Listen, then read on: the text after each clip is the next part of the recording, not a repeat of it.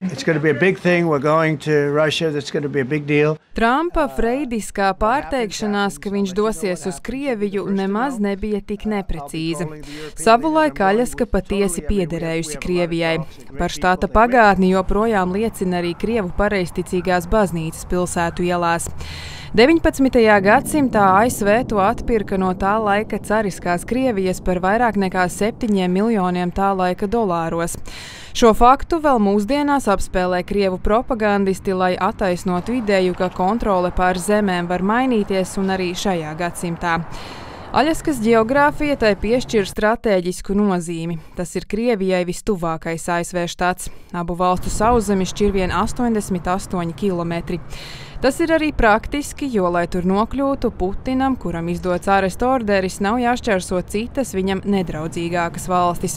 Turklāt tā ir ļoti tālu no Ukrainas un Eiropas, kuru pārstāvību Putins nealkst redzēt pie sarunu galda. Tiesa gan abus līderus gaida vairāk nekā 8 stundu ilgs lidojums, bet ērtību šoreiz izkonkurējuši citi faktori.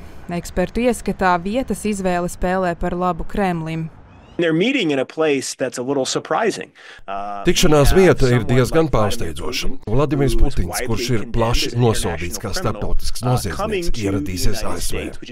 Turklāt tikšanās paredzēta ASV militārajā bāzē, kas tiek uzskatīta par nozīmīgu diplomātisku žestu. Krievijas propagandā joprojām mēdz izskanēt, ka Aļaska ir daļa no Krievijas.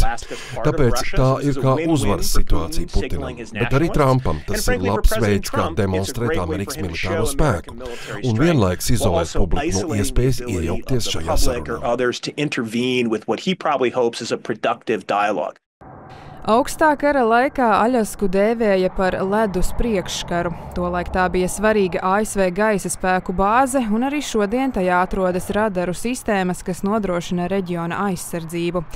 Stratēģisku svaru štatam piešķir arī dabas resursu bagātība. Tā ir viena no galvenajām naftas ieguves pavalstīm. Tā bagātā arī ar citiem svarīgiem derīgajiem izrakteņiem. Un arī tas nav nejauši, jo izskan ziņas, ka Trumps varētu Putinam piedāvāt ekonomiskus stimulus kara izbeigšanai, piemēram, piekļuvi Aļaskas dabas resursiem. Paula Markusa, Latvijas televīzija.